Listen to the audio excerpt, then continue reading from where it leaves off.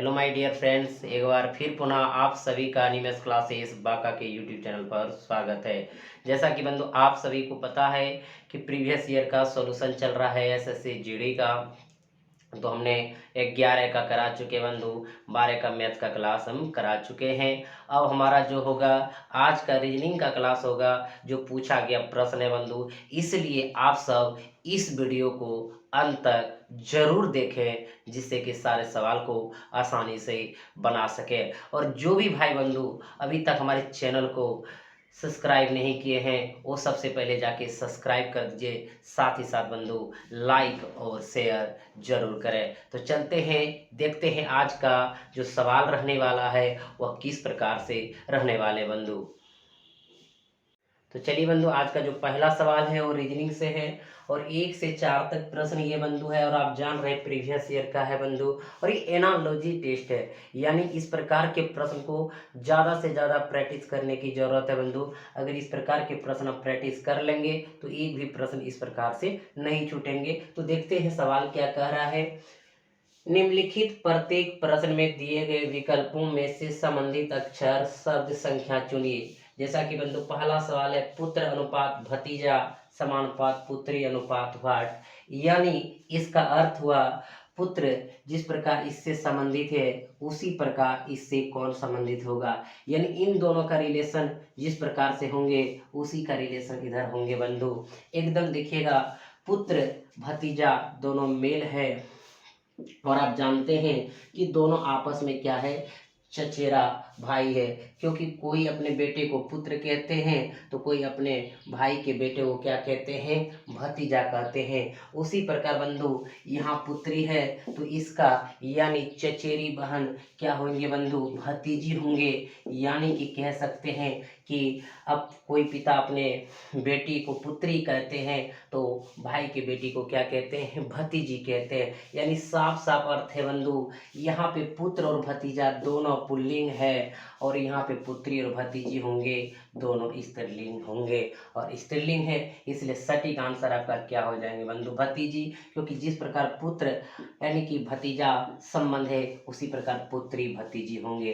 Clear है, कोई दिक्कत बंधु? कहेंगे कैसे सर? क्योंकि पुत्र भतीजा दोनों आपस में क्या होंगे बंधु, चचेरा भाई होंगे। उसी प्रकार पुत्री और भतीजी अगर दोनों आपस में होंगे क्या होंगे, चचेरी बहन होंगे। क्योंकि आपको बताएं, कोई भी अगर व्यक्ति इसको पुत्री कह रहे हैं, अपनी बेटी को पुत्री कहते हैं तो अपने भाई के बेटी को क्या कहेंगे बंधु, भतीजी कहेंगे। यानी कि जैसा ये दोनों संबंध दर्शा रहा है उसी प्रकार ये दोनों संबंध दर्शाएंगे।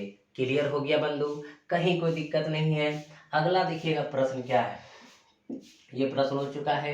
अगला प्रश्न बंधु, वलय। वलय का मतलब वाली होता है जो पढ़ने में उपयोग किया जाता है बंधु। तो आप जानते हैं वलय अनुपात कान है, तो यहाँ पे क्या होगा, जो कलाई आंसर हो जाए बंधु।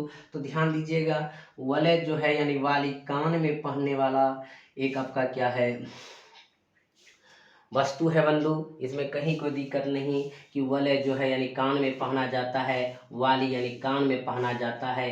तो क्या यहाँ पे होगा, जो कलाई में पहना जाएगा बंधु। तो यही 4 ऑप्शन में से ऐसे ऑप्शन नहीं रहेंगे, 4 तो बहुत सारे आप कलाई में पहन सकते हैं, लेकिन इस ऑप्शन के अनुसार देखना है कि यहाँ पे क्या होगा, जो कलाई में पहना जाएगा। तो झुमका, झुमका बंधु कलाई में नहीं पहना जाता है। चेन, चेन कलाई में बंधु नहीं पहना जाता है।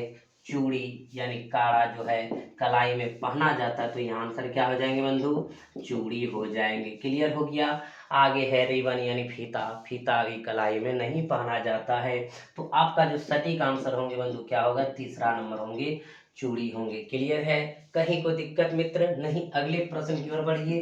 देखिएगा, इस तरह के प्रश्न को आपको थोड़ा सा आध्यात्मिक ज्ञान की भी जरूरत है।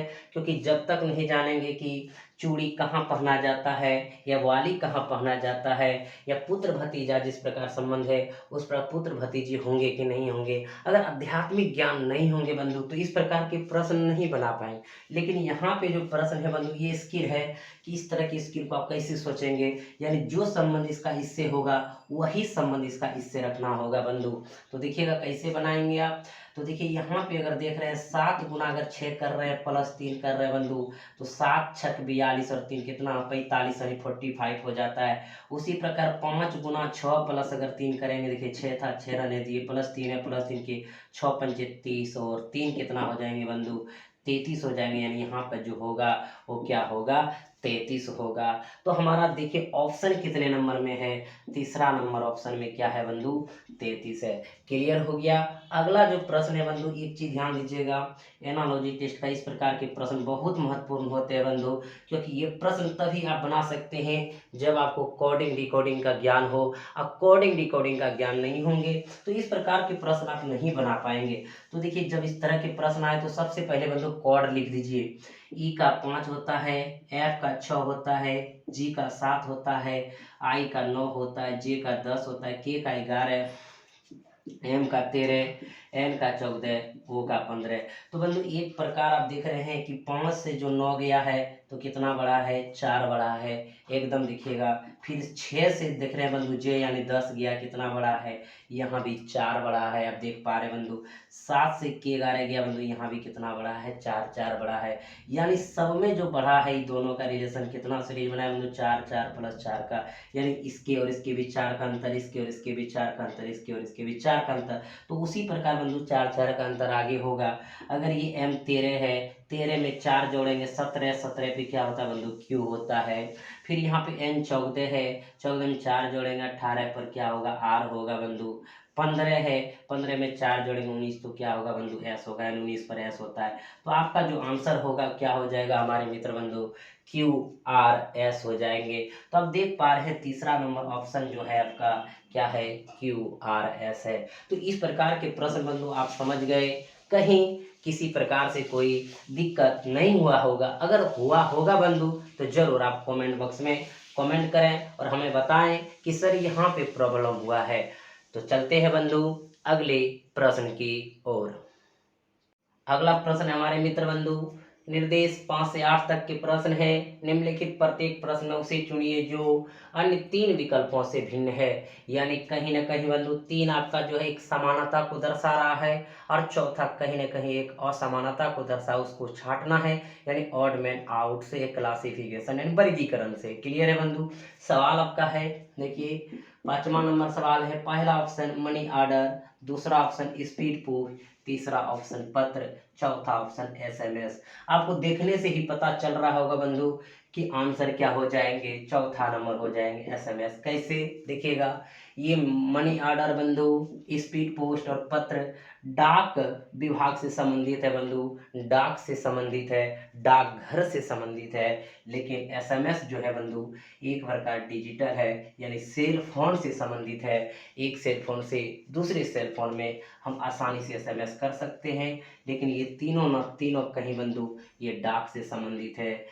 मनी ऑर्डर रहे, स्पीड पोस्ट रहे या पत्र रहे, तो आपका चौथा बंधु इन तीनों से अलग है। क्लियर है बंधु, समझ गए।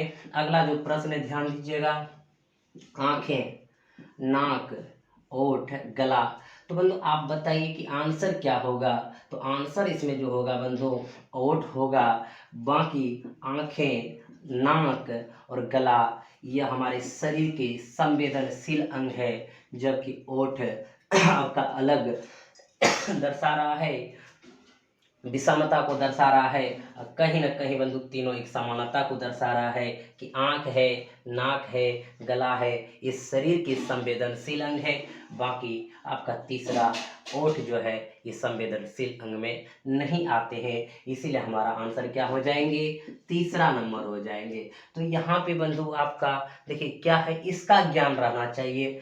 इसीलिए कहते हैं कि जब आप क्लासिफिकेशन यानी वर्गीकरण या ऑड मैन आउट चैप्टर बनाते हैं या आप एनालॉजी टेस्ट बनाते हैं तो वहाँ पे थोड़ा आध्यात्मिक ज्ञान जरूरी रहता है बंधु। थोड़ा सा ज्ञान रखेंगे तो आपका सवाल बन जाएंगे। तो इस सब प्रकार के जो प्रश्न है बंधु आपको मेहनत करने की ज़्यादा ज़रूरत है, प्रैक्टिस करने का ज़रूरत है, क्योंकि यहाँ पे ऐसा नहीं है कि यही चीज़ दे देंगे, यहाँ पे कुछ भी वर्ड दे सकते हैं जिसको आप छांट सकें। अगला प्रश्न है जो कि बंधु ये बहुत इंपॉर्टेंट रहता है और इस तरह के प्रश्न आप कहीं गलती नहीं करेंगे यदि आप कोडिंग डिकोडिंग पढ़ लेते हैं। तो बंधु जैसे ही इस तरह के प्रश्न आए तो हम क्या बताए थे कि कोड कर लेंगे सबका। तो डी का 4 याद रहना चाहिए, डी का 4, सी का 3, बी का 2, एन का 14, एम का 13, एल का 12, पी का 16, क्यू का 17, एस का 19, टी का 20, बंधु एस का आप यहाँ पे 19 लिख सकते हैं, आर का 18। इस तरह के आपको याद रखना पड़ेगा बंधु। जब आपको याद हो जाएंगे इस तरह के कोडिंग डिकोडिंग वाला लेटर तो एकदम आसानी से बना लेंगे। देखिए यहाँ पे आप देख रहे हैं 4 में 3 गया -1, 3 में 2 गया -1, 14 में 13 गया -1, 13 से 12 गया -1, 16 से 17 गया तो बंधु +1, और 17 से 19 गया +2, यहाँ पे +1 +2, यहाँ पे 20 से 19 गया -1, 19 से 18 गया -1। तो आप देख रहे हैं बंधु 3 में जो है यानी कि इसमें और इसमें एक प्रकार की सीरीज बन रहा है, लेकिन तीसरा नंबर बंधु एक प्रकार का सीरीज नहीं बन रहा है। यहाँ -1 -1 एक कम होता चला गया बंधु, यहाँ -1 यहाँ भी -1 यहाँ भी -1, लेकिन यहाँ पे +1 और +2 है, इसलिए आपका आंसर क्या हो जाएंगे बंधु, तीसरा नंबर हो जाएंगे। क्लियर हो गया। अगला जो है बंधु ध्यान दीजिएगा 123, 148, 139, 164, 156 -181, 177, 201। बंधु इस तरह के जब आपके प्रश्न आते हैं तो सबसे पहले देखते हैं कि सम और विषम, ध्यान देते हैं कि 127, 148 यहाँ सम विषम दोनों है बंधु। यहाँ पे भी देख रहे हैं सम विषम दोनों है, यहाँ पे भी देख रहे हैं सम विषम दोनों है, यहाँ पे दोनों विषम, ऐसा भी लग रहा है। लेकिन आपका और तर्क क्या हो सकता है उस तर्क को भी देखिए। तो बंधु एक तर्क हम देख पा रहे हैं, ध्यान दीजिएगा एकदम सटीक आपका तर्क होगा। तो देखिए बंधु 8 में 3 गया कितना 5, और 4 में 2 गया यानी कितना 25 का अंतर यहाँ पे भी है बंधु। इस प्रकार के प्रश्न में ये भी एक विधि ट्राई जरूर करिएगा आप सब। यहाँ से बंधु 14 में 9 गया कितना 5, यहाँ बंधु कितना बचा 5 में 3 गया 2, यानी यहाँ भी अंतर कितना का 25 का।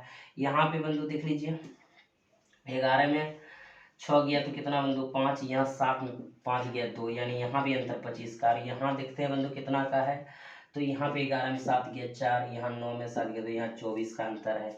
ऐसे भी बंधु आप देख पा रहे हैं कि यहाँ 25 अंतर, यहाँ 25, यहाँ 25, ये तीनों एक प्रकार के समानता को दर्शा रहा है, लेकिन चौथा असमानता यानी अलग है, ये इसी को छांट दिए बंधु। तो आपका आंसर क्या हो गया, चौथा नंबर पे हो गया। तो तर्क देना है बंधु। तर्क आप देखते हैं सम विषम पर भी ले रहे थे, यहाँ देख रहे थे कि एक विषम है एक सम है, एक विषम है एक सम है, एक आपका सम है एक विषम है, लेकिन यहाँ देख रहे हैं दोनों विषम है। और एक प्रकार से देख लिए बंधु तो एक प्रकार से देखे यहाँ अंतर 25, यहाँ अंतर 25, यहाँ अंतर 25 और यहाँ अंतर कितना है 24 का है। इसलिए आपका सबसे सटीक जो तर्क होगा उसी तर्क के अंतर्गत ये आंसर होगा बंधु। अगर आप कुछ और सोचिएगा और एग्जामिनर का व्यू आपसे अगर नहीं मिल पा रहा है, आप उनके अनुसार अगर नहीं सोच पा रहे हैं तो आपका आंसर क्या हो जाएंगे, गलत हो जाएंगे। तो इस तरह के जो भी प्रश्न आपका रहेगा आपको कॉन्फिडेंस की जरूरत है। कॉन्फिडेंस कहाँ से आएंगे, तो बार बार बंधु हम आपको बताते हैं पढ़ना कम चाहिए और सुनिए कि आखिर हमको क्या करना है लाइफ में। तो बंधु कोई भी किताब रहे, जैसे हम बोलते हैं ऑड एंड आउट का है या क्लासिफिकेशन का है या एनालॉजी टेस्ट का है, इस तरह के चैप्टर को बंधु आज ही आप किताब पलटिए और एक पेंसिल लीजिए, सब देखिए करके एकदम आसानी से बन जाएगा बंधु। और कितना अच्छा लगेगा कि हम प्रैक्टिस कर लिए, उस तरह के अगर कोई भी प्रश्न आएंगे तो बना लेंगे। यानी प्रश्न वो हूबहू नहीं आ सकता है, हूबहू प्रश्न नहीं आएगा तो सोच आपका बदल जाएगा, यानी समझदारी आपका बदल जाएगी। उस तरह तर्क लगाने लगेगा कि जोड़ेंगे कि घटाएंगे कि गुना, ऐसे ऐसे विधि करके आए, उस तरह विधि आपके एग्जाम में भी आएंगे ना, हम ऐसे ऐसे करके आए थे, हमको ऐसे बनाना है, तो जा करके बंधु आपका सवाल ये सब सटीक बनेगा। इसलिए आप सबको जरूरी है कि इस तरह के चैप्टर का कम से कम 100 सवाल आप बना लीजिए, और कोई भी बुक में 100 से कम सवाल नहीं है बंधु, 100 से अधिक सवाल ही है। तो चलते बंधु अगले प्रश्न की ओर। आपका 9 नंबर प्रश्न है बंधु, ध्यान दीजिएगा। जैसा कि आप जान रहे हैं प्रीवियस ईयर का सारे सॉल्यूशन करा रहे हैं बंधु। सवाल है निम्नलिखित संख्या अनुक्रम में ऐसे कितने जीरो हैं जिनके बाद में सम संख्या तथा पहले विषम संख्या है। बंधु ध्यान देना है कि कितने ऐसे जीरो हैं जिनके बाद में सम संख्या, यानी इनके बाद इधर बंधु जिनके बाद में सम संख्या तथा पहले क्या हो विषम संख्या हो। तो बंधु ऐसे कितने जीरो हैं। सबसे पहले आपको जानना है कि सम संख्या आखिर किसको कहते हैं, फिर विषम किसको कहते हैं। जिसमें बंधु 2 से भाग लगे उसे सम संख्या कहते हैं, और जिसमें 2 से भाग नहीं लगे उसे विषम संख्या कहते हैं। क्लियर हो गया यहाँ तक। अब देखिए सवाल इस तरह के सब कोई बनाते हैं, लेकिन आपको ध्यान देना कैसे बनाएंगे। सबसे पहले जो कहे उसको इस प्रकार लिख लेंगे तो आसानी से आप इनमें देख सकेंगे। और जीरो के बारे में कह रहा है तो सबसे पहले जीरो पर ध्यान दीजिए। पहला जीरो है, कहता है जीरो के बाद सम होना चाहिए बंधु। यहाँ 2 क्या है, सम है, उनके पहले विषम है, तो 1 यहाँ आपका हो गया।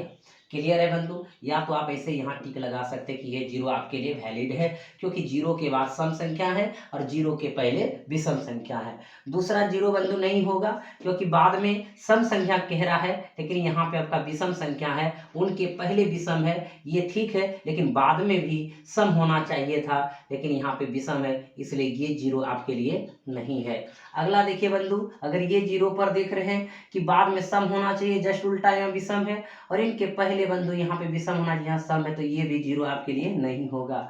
ये जीरो भी नहीं होंगे बंधु, क्योंकि ये आपका विषम होना चाहिए और ये सम सम है, लेकिन ये आपका विषम नहीं है, इसलिए ये भी जीरो आपके लिए नहीं होंगे बंधु। ये जीरो आपके लिए वैलिड होंगे, क्योंकि देखिएगा जीरो के बाद में सम संख्या और जीरो के पहले विषम संख्या, तो दूसरा यहाँ मिल गया, पहला आपका यहाँ मिला था। आगे देखेंगे बंधु, ये भी जीरो है, उनके पहले सम संख्या, उनके बाद विषम संख्या तो नहीं होगा, बाद सम होना चाहिए और पहले विषम होना चाहिए, इसलिए ये भी जीरो नहीं होगा। ये भी जीरो बंधु नहीं होगा, क्योंकि पहले आपका सम यहाँ पे दिया है, होना क्या चाहिए विषम, इसलिए ये भी जीरो नहीं होगा। ये जीरो देखिए बंधु होगा, क्योंकि इधर विषम है, इसके बाद सम है, इसलिए ये भी जीरो आपके लिए वैलिड है। अब देखिए बंधु, ये जीरो है, इसके पहले विषम होना चाहिए, जो कि नहीं है। अब देख पा रहे हैं कि इस सीरीज में कितने ऐसे जीरो हैं जिनके पहले विषम है और बाद सम है, तो एक यहाँ, दूसरा यहाँ और तीसरा यहाँ, तो आपका कितना आंसर हो जाएंगे हमारे मित्र बंधु, दूसरा नंबर हो जाएंगे 3 आंसर। क्लियर हो गया, आप सब बिल्कुल समझ गए बंधु। किसी तरह का किसी को कोई भी परेशानी नहीं हुआ होगा, तो चलते हैं बंधु अगले प्रश्न की ओर। अगला प्रश्न हमारे मित्र बंधु ध्यान देना है, निम्नलिखित विकल्पों में से उस शब्द को चुनिए जो दिए गए शब्दों के अक्षरों का प्रयोग करके नहीं बनाया जा सकता। यानी बंधु कहने का अर्थ है कि इन शब्दों के प्रयोग करके नहीं बनेगा, इनमें से कौन, यही आपको देखना है। और पता है बंधु, इस तरह का प्रश्न 2011 के प्रीवियस हम बता चुके थे, तो एक प्रश्न उसी प्रकार 2012 में भी पूछा है। तो इस प्रकार के प्रश्न पूछे जाते हैं और इस तरह के प्रश्न आपका नहीं छूटेंगे, क्योंकि बनाए हैं। और अभी भी देख लीजिए, जो बंधु पिछला सवाल नहीं देख पाए थे 2011 का, तो यहाँ देख सकते हैं आप। देखिए बंधु क्या है, COMBINETION कॉम्बिनेशन दिया हुआ है, यानी इनके प्रयोग से यहाँ कौन नहीं बनेगा, तो इसका मतलब है इनका अक्षर जिनमें होगा वो बनेगा और जिनमें नहीं होगा वो नहीं बनेगा। तो पहला ट्राई कर लीजिए बंधु, एन है तो यहाँ भी देख रहे हैं एन है, ए है तो बंधु यहाँ पे देखिए ए है, यहाँ टी है, यहाँ टी है, आई है, ओ है, एन है, ये बनेगा। अगला है बंधु ए, तो देख रहे हैं ए, एम है तो यहाँ पे दिखेगा एम है, फिर बी है, फिर बी है, फिर आई है तो आई है, फिर टी है तो टी है, फिर आई है तो यहाँ भी 2 आई है, यहाँ ओ है, यहाँ ओ है, यहाँ एन है, यहाँ भी एन है, इसका मतलब ये भी बनेगा।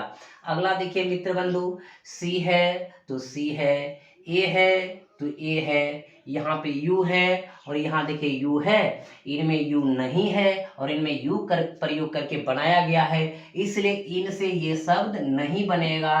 तो हमारा आंसर कौन होगा बंधु, तीसरा नंबर होगा। चौथा चेक नहीं भी करेंगे तो कोई दिक्कत नहीं है। आगे देखिएगा, एम चेक कर लीजिए एक बार, ऐसे भी एम है तो एम है, ओ है तो ओ है, टी है तो टी है, आई है तो आई है, ओ है तो ओ है, एन है तो एन है, और आपका डबल ओ यहाँ भी है बंधु तो डबल ओ यहाँ भी है, इसलिए ये बनेगा। तो कौन नहीं बनेगा, तीसरा नंबर नहीं बनेगा। समझ गए आप सब। तो चलते हैं अगले प्रश्न की ओर। अगला जो प्रश्न है हमारे मित्र बंधु बहुत ही सुंदर है और कोडिंग डिकोडिंग से है, और आपको पता है बंधु कि कोड याद रहे सबसे फास्ट बने, और कभी कभी सोचने के लिए भी दिया जाता है कि कैसे आप इसको बनाएंगे। ध्यान दीजिए, सवाल है एक विशिष्ट कुछ भाषा में CRY को MRYC लिखा जाता है, उस कुट भाषा में GET को किस प्रकार लिखा जाएगा? तो बहुत ही आसान है बंधु। कहता है CRY को लिखा गया है MRYC। उसके बाद कहता है GET को क्या लिखा जाएगा? तो बंधु देखिएगा, ये ही वर्ड यहाँ प्रयोग हुआ है और ये 3 वर्ड है, इसका तीनों का तीनों प्रयोग हुआ है और चौथा एक एक्स्ट्रा एम प्रयोग हुआ है। और आप ऑप्शन भी देख रहे हैं, सब में चौथा वर्ड जो है, जो पहले लिखा गया है वो एम है। तो यहाँ भी बंधु ये जो एम आया है तो यहाँ भी एम होगा। उनके बाद ये वर्ड है, तीनों का तीनों लिखा गया है, लेकिन लिखने का तरीका क्या है देखिएगा। हमारा ये प्रथम स्थान पे था, या दूसरा था, या तीसरा। यहाँ क्या हो गया बंधु? दूसरा, तीसरा, पहला हो गया। ये भी हमारा पहला, दूसरा, तीसरा स्थान पे, तो दूसरा पे कौन आएगा बंधु? ई आएगा, तो यहाँ ई हो जाएगा। फिर तीसरा पर कौन है? टी है, तो टी हो जाएगा। फिर पहला जी हो जाएगा। और आप देख पा रहे हैं कि इस प्रकार किस ऑप्शन में मिलेगा? तो METG चौथा नंबर ऑप्शन में है। तो बहुत ही आसान था, आप सब इनको बना लिए। चलते हैं मित्र बंधु अगले प्रश्न की ओर। तो चलिए बंधु, अगला जो प्रश्न है वो डायरेक्शन सेंटेंस से है, ध्यान दीजिएगा। और आपको पिछले क्लास जब पढ़ा रहे थे बंधु रीजनिंग का 2011 का प्रीवियस, वहाँ भी डायरेक्शन से आया था, वहाँ प्रॉपर्टीज बता दिए थे। तो एक बार थोड़ा सा प्रॉपर्टीज समझ लीजिए बंधु। ऊपर हमेशा नॉर्थ, नीचे साउथ, राइट, ईस्ट और ये वेस्ट होता है। और आप किसी भी दिशा में जा रहे हैं, या दाईं ओर या बाईं ओर मुड़ना है, तो दिशा चेंज होता है कितने डिग्री के साथ बंधु? 90 डिग्री के साथ चेंज होता है। इधर भी 90 डिग्री और इधर भी 90 डिग्री। तो फिर आप दिशा देखें, आप पूरब की जा रहे थे, दाहिने मुड़े तो आप दक्षिण की ओर जाने लगे। यानी जब आप दाईं ओर या बाईं ओर मुड़ते हैं तो कितने डिग्री पर मुड़ते हैं? 90 डिग्री पर मुड़ते हैं। ये सब आपको पता है बंधु, पढ़ा चुके हैं। जो भाई बंधु नहीं पढ़े हैं तो वो हमारे प्लेलिस्ट में जा करके SSC GD 2001 सर्च करके देख लीजिएगा सारे प्रश्न को बंधु, क्योंकि आपके एग्जाम में इसी तरह के प्रश्न रहेंगे। तो चलते हैं, सवाल क्या कह रहा है, ध्यान दीजिएगा। एक व्यक्ति अपने कार्यालय के लिए उत्तर दिशा की ओर चलता है। वो बाईं ओर घुमा और फिर दाईं ओर घुमा और फिर दाईं ओर घुमा, वह किस दिशा की ओर मुंह करके चल रहा है? तो बंधु कहता है एक व्यक्ति अपने कार्यालय के लिए उत्तर दिशा की ओर चलता है। तो उत्तर हमारा किधर है? ऊपर। अगर हमारा बंधु कार्यालय चलेंगे तो उत्तर दिशा की ओर, तो इधर ऊपर जाएंगे, तो यहाँ तक आए। उनके बाद कहता है उत्तर दिशा की ओर चलता है, वो बाईं ओर घुमा, तो बायां बंधु आपका इधर होगा। ये सब चीज हम बता चुके हैं कि जब आप उत्तर की ओर जा रहे होते हैं तो आपका बायां किधर होता है? पश्चिम की ओर होता है। तो बायां घुमा और फिर दाईं ओर, देखिएगा बंधु, फिर दाईं ओर घुमा। तो यानी कि जब आप पश्चिम की ओर जा रहे होते हैं तो दायां घूमेंगे किधर? उत्तर की ओर, यानी ऊपर की ओर। दाईं ओर घुमा और फिर दाईं ओर घुमा। जब आप उत्तर की ओर जा रहे होते हैं तो आपका दाईं किधर होगा? फिर इधर होगा, घुमा। देखिए घुमा, वह किस दिशा की ओर मुंह करके चल रहा है? तो बंधु आप ही बताइए, वह किस दिशा की ओर मुंह करके चल रहा है? तो आप कहेंगे सर, जब डायरेक्शन सेंट टेस्ट का प्रॉपर्टी चिन्ह परिपाटी को देखते हैं तो इधर ईस्ट है, तो इधर जो जा रहे हैं वो ईस्ट की दिशा में, यानी पूर्व की दिशा में, जिसको आप पूरब भी कह सकते हैं। तो कौन सी दिशा में चल रहा है बंधु? पूर्व की ओर चल रहा है। जो ऑप्शन कितना नंबर पे है? तीसरा नंबर पे है। क्लियर हो गया? कहीं किसी को कोई दिक्कत नहीं बंधु। और जो अभी तक हमारे चैनल को सब्सक्राइब नहीं किया, मजे से देख रहे हैं, लाइक ठोकिए, लाइक बंधु, एनर्जी मिलेगा। फिर अगले दिन बंधु अच्छा वीडियो लाएंगे, तो सबसे पहले लाइक ठोक दीजिए, जो अभी तक नहीं ठोके, कंजूसी कर रहे हैं। चलते बंधु अगले प्रश्न की ओर।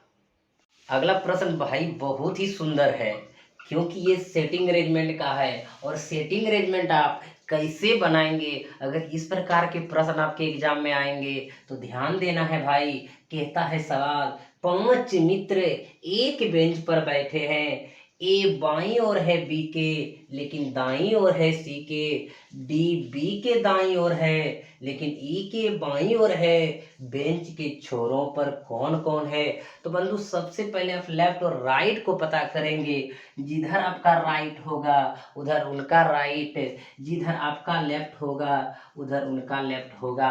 तो आप ऐसे करके बैठा सकेंगे आसानी से। ध्यान दीजिएगा बंधु, इस सवाल में कहता है, यहाँ पे दिशा नहीं कह रहा है इसलिए कोई टेंशन नहीं लेना। जब दिशा कोई ना कहे, जिधर आपका दायां उधर उनका दायां, जिधर आपका बायां उधर उनका बायां। कहता ए बाईं ओर है बी के, देखिएगा ए बाईं ओर है बी के, देखिए बी इधर होंगे, बी का बायां इधर इधर लेफ्ट होगा बंधु, बी के बाईं ओर है लिखा हुआ है एकदम। देखिए ए बाईं ओर है बी के, ए बाईं ओर है बी के, यानी ए जो है बी के बाईं ओर है, ये समझ गए बंधु। लेकिन दाईं ओर है सी के, अगर सी बंधु इधर होगा, इनके दाईं ओर है कौन, ए, एकदम समझना है। ए बाईं ओर है, ए बाईं ओर है बी के, लेकिन सी के दाईं ओर है, सी का दायां इधर है बंधु, क्योंकि जिधर आपका दायां उधर इनका दायां, एकदम आप समझ चुके हैं। अगला है, ध्यान दीजिएगा बंधु, अगला जो स्टेटमेंट आपका है ये समझना है। कहता है डी बी के दाईं ओर है, डी जो है बंधु बी के दाईं ओर है, डी बी के दाईं ओर है, यानी बी के दाईं ओर है। इधर भी लिख सकते हैं या तो यहाँ भी लिख सकते हैं, डी बी के दाईं ओर है, इसका दायां इधर है बंधु, जिधर आपका दायां उधर आपका उसका दायां होगा। आगे चल के कहता है लेकिन ई के बाईं ओर है, लेकिन ई के बाईं ओर है कौन, डी के बारे में कह रहा है। क्लियर हो गया। या तो बंधु यहाँ भी लिख लेते, इनको यहाँ एडजस्ट कर देते, नहीं तो एक लाइन में भी आप एडजस्ट कर सकते हैं। एक बार फिर पुनः समझिएगा, ए बाईं ओर है बी के, ए बाईं ओर है बी के, लेकिन दाईं ओर है सी के, लेकिन दाईं ओर सी के कौन, ए, इनके बारे में कह रहा था। आगे बी के दाईं, देखिए डी बी के दाईं ओर है, डी बी के दाईं ओर है, लेकिन ई के बाईं ओर है, लेकिन ई के बाईं ओर है। अब पूरा का पूरा आपका बंधु सेटिंग हो गया। अब सवाल जो कह रहा है वो आंसर लिख देंगे। अब देखिएगा, बेंच के छोरों पर कौन कौन है, तो बेंच के छोरों का मतलब किनारा, तो बेंच के किनारे पर कौन कौन है बंधु, सी और ई है। और आप देख पा रहे हैं आपका सी और ई ऑप्शन कहाँ है, चौथा नंबर पे है। तो बंधु इस तरह के जो प्रश्न आए तो एक ही वर्ड है इसको समझने के लिए कि जिधर आपका दायां उधर उनका दायां, जिधर आपका बायां उधर इनका बायां, एकदम आसानी से एडजस्ट कर सकेंगे। तो चलते हैं मेरे मित्र बंधु अगले प्रश्न की ओर। अगला प्रश्न बहुत ही सुंदर है बंधु, ध्यान दीजिएगा। सवाल है, एक पुस्तक के 300 पृष्ठ है और प्रत्येक पृष्ठ पर 10-10 शब्दों की 20 पंक्तियां हैं। पुस्तक में कुल कितने शब्द हैं। अब बंधु ध्यान देना है, सवाल कैसे बनाएंगे। आपके पास टोटल कितना पृष्ठ है, 300 पृष्ठ है, और कहता प्रत्येक पृष्ठ पर, यानी एक पृष्ठ पर 10-10 शब्दों की 20 पंक्तियां हैं। यानी बंधु 20 पंक्ति है और उस पंक्तियों में कितने कितने शब्द हैं, 10-10 शब्द हैं। अब हम देखिएगा एक पृष्ठ पर 20 पंक्तियां, तो 300 पृष्ठ पर कितने पंक्तियां, तो 300 गुना 20, इतना पंक्ति होगा बंधु। पहले पंक्ति निकाल दी एकदम, 300 पृष्ठ है और प्रत्येक पृष्ठ पर 10-10 शब्दों की 20 पंक्तियां हैं, यानी कि एक पंक्ति 10 शब्द का। हमारे पास 20 पंक्ति है, अगर 300 पृष्ठ है और 20 पंक्ति अगर प्रत्येक पृष्ठ पर है तो समझ लीजिए टोटल कितना पंक्तियां होगा बंधु, तो 300 गुना 20 पंक्तियां होगा। अब देखिएगा यहाँ पर देख रहे 10-10 शब्दों की पंक्तियां है, तो एक पंक्ति पर 10 शब्द, तो यहाँ पे इतना पंक्ति पर कितना शब्द बंधु, 10 से गुना कर देंगे। अब देखिएगा 3 दूनी 6, 6 पर क्या शून्य, 4 शून्य, तो बंधु 60,000। और देख रहे कितना नंबर ऑप्शन पे है, 6 पर 4 शून्य, दूसरा नंबर ऑप्शन। क्लियर हो गया बंधु, समझ गए। एक बार फिर पुनः समझने का प्रयास कीजिए। 300 पृष्ठ है और प्रत्येक पृष्ठ पर कथा 10-10 शब्दों की 20 पंक्तियां हैं, यानी कि एक पृष्ठ पर 20 पंक्ति है, वो भी 10-10 शब्दों की। तो समझ लीजिए कि 300 पृष्ठ है, कितनी पंक्तियां होगा, तो 300 गुना 20 कर दिए, और एक पंक्ति पर 10 शब्द है, तो इतना पंक्ति पर कितना शब्द होगा, इतना शब्द होगा बंधु। क्लियर हो गया। चलते हैं अगले प्रश्न की ओर। तो चलिए बंधु अगला प्रश्न देखिए किस प्रकार से है। कुछ समीकरण किसी विशेष प्रणाली के आधार पर हल किए गए हैं, इसी आधार पर हल न किए गए समीकरण का सही उत्तर ज्ञात कीजिए। यानी बंधु ये किसी न किसी प्रणाली पर हल किया गया है इतना है, और इनको हल किया गया इतना है, तो इतना को हल करेंगे क्या होगा। तो बंधु बहुत ही सुंदर सवाल है। इस प्रकार के सवालों को प्रैक्टिस करने की जरूरत है बंधु। ध्यान दीजिएगा कि आपके पास है 7 × 4 × 8 बराबर 4498, और 3 × 6 × 5 बराबर आपके पास 695 है। तो कह रहा है कि 5 × 9 और गुना 4 का क्या होगा, यानी यही चाहिए। तो बंधु एक चीज देखिए, इसको अगर गुना करिएगा 7 चौक 28 गुना 8 करिएगा, इतना कभी ना आएगा। तो क्या सोच करके, यानी क्या इसमें प्रणाली लगाया है, कौन विशेष प्रणाली है, उसको पकड़ना है। तो बंधु एक चीज देखने से पता चल रहा है कि एक 4 और एक 8 का प्रयोग इसमें है। इसमें देख रहे हैं 1 6 1 5 का प्रयोग है। इसमें देख रहे हैं 5 9 4 में से तो कहीं ना कहीं आपका ये 9 4 का प्रयोग होगा, क्योंकि 2 लास्ट है, इनका भी 2 लास्ट प्रयोग है, इनका भी होगा। तो एक चीज देख पा रहे हैं बंधु, अगर ये प्रथम लेटर इसको स्क्वायर करेंगे तो बीच वाला सती सती 49 आता है, और ये 4 का प्रथम ये 4 होता है, और ये 8 का लास्ट होता है। उसी प्रकार बंधु इनका अगर स्क्वायर करते हैं तो 9 होता है, और ये आप देख रहे हैं ये इधर इसके स्क्वायर करने के बाद बीच में 9 आ जाता, तो ये पहले 6 है, फिर बाद में लास्ट 5 है। तो उसी प्रकार बंधु इसको हल करेंगे, तो इनको हल करेंगे, इसका स्क्वायर करेंगे तो बीच में आ जाएगा 5 है 25, और ये पहले आएगा 9, उनके बाद बाद में आएगा 4। तो 9 2 5 4 कहाँ है बंधु, तो 9 2 5 4 आप पहला नंबर पे देख रहे हैं। तो बंधु आपका ये आंसर आ गया। इनको आप इस प्रकार सोच के बना सकते हैं। तो इस तरह के प्रश्न को हल करने के लिए बंधु आपको बहुत सारे प्रश्नों को प्रैक्टिस करना होगा। तो इस प्रकार के प्रश्न आप आसानी से हल कर लेंगे। तो बंधु आज का जो क्लास है आपका इतना ही रहेंगे, फिर आप सबों के साथ हम अगले क्लास में मिलेंगे। तब तक सवाल को बनाइए बंधु, और प्रैक्टिस सेट को देखिए किस प्रकार से उसमें दिया गया है, उनको बनाइए। जहाँ पे कोई प्रॉब्लम होगा तो आप हमें कमेंट के माध्यम से हम पूछ सकते हैं, उसको हम बताएंगे बंधु। तो आप सबों को अनिमेष क्लासेस बांका के यूट्यूब चैनल की तरफ से बहुत बहुत धन्यवाद। आप सब हंसते रहिए, मुस्कुराते रहिए। जय हिंद।